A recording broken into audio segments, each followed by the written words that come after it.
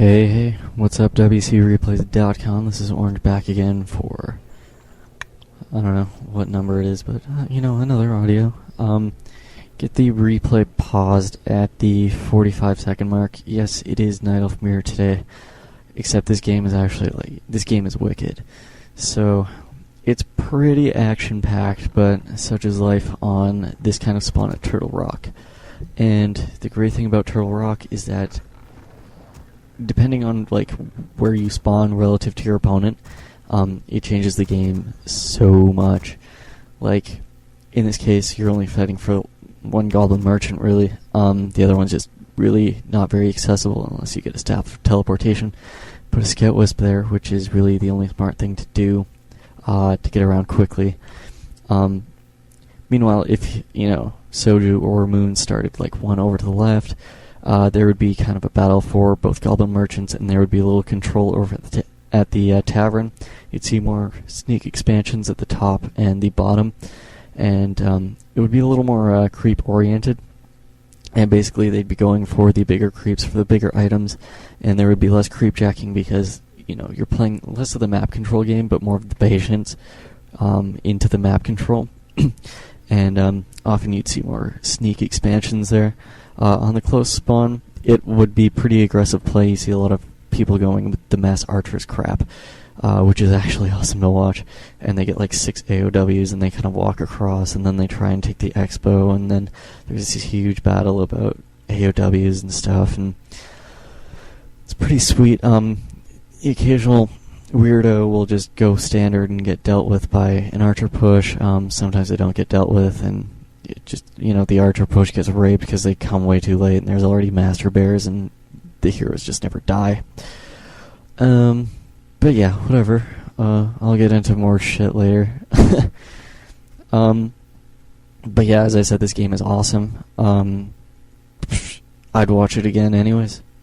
I'd watch it 6 times. It's great.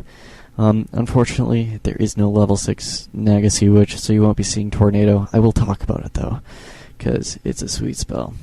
I'm going to check my volume levels to make sure I'm not, maxing it out. Alright, cool.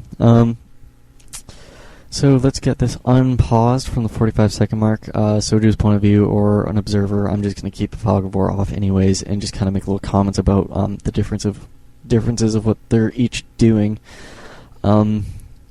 And yeah, let's unpause in 3, 2, 1, unpause. Alright, so you will notice one major difference. Well, it's not really major, but it's a little different. Base build and base setups, Moon's kind of going for a more open base build, which means Wisp can be picked off a lot easier. Soju's kind of opting for a little block off with one of his altars, and he's kind of going for a square base build, which is basically, I wish I could do this with a visual, but basically what he's going to do is create a pocket in the back and just kind of make it so that he can actually weave in and out of his base a little more and allow himself for a little more flexibility. The only problem is if Moon takes advantage of it and rushes in and kind of takes control of Soju's base build, well, he's going to get beat on by the trees a little bit, but you can really screw someone over with their own base build. So that's one thing to keep in mind. Also, another thing that I didn't mention was Moon built his Ancient of War a little quicker. He did send out the earlier Wisp. Really, all this does is allow him to, as you can see, right here, it allows him to get the creep off a little bit quicker. It allows him to start creeping before his hero comes out. Soju's build just allows him to start creeping when the hero comes out, and basically, the creeps get lured and the hero comes out. You're really not going to actually do much. I mean, you're not even going to be able to get a turtle kill anyway, so you're not going to really deny yourself any experience. The only difference is one Ancient of War will take a little more damage and the other won't. Excuse me. So you'll notice Soju still hasn't picked his skill point. Surprise. I mean, sometimes you will see odd stuff, so until you know that they have a Demon Hunter, which I'm not sure if he does yet, I have Fog of War off and I wasn't really paying attention. But they could have Priestess of the Moon, and then evasion becomes fairly handy, actually. Because, I mean, you can mana burn, but it's not like it's going to do anything to True Shot Aura. Oh no, I wasted another 5 points of Moon Juice. Congrats. Also, very early techs, you really want to get those off, especially at this kind of spawn point. And really in Night Elf Mirror, what you really want to do is you don't want to play too far away from your base. Reason being, archers get rallied, and obviously they're going to continue building archers so they can actually gain a little damage output, and when it's mirror, every little bit matters. And also, a good thing to do is always get your mana burn off first. And really what you do is you just kind of hover over their hero and you go B-click. So, yeah. As you can see, Soju's already losing because his archer is still on its way. Yeah, as I said, every little bit counts.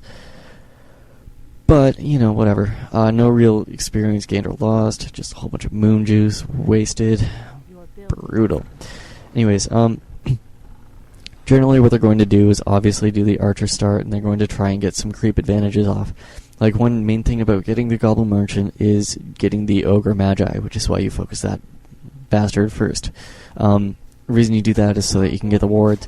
And wards are great early, mid, and late game. There's really nothing that you can lose by going with the ward. The one thing that it is it's a little more dangerous for creep. And but the benefits are pretty sweet. If you get jacked, though, it's kind of over.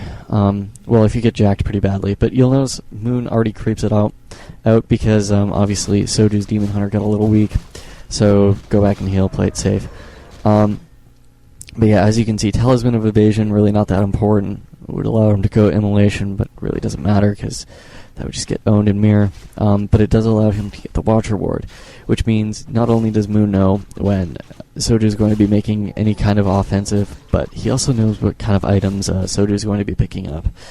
And wow, my voice is like dying on me. Yeah, so really, crap, I need some water. And I got the twist top, and that's not really going to work. I can't talk and unscrew crap. Really important thing to do is always anticipate when you're going to hit tier 2 so that you can pick up your Naga Sea Witch. Oh, water feels good. Yeah, sorry, I've been a little sick, so I'm kind of getting over the little hill of shit feeling, so it's all good. I'll get there.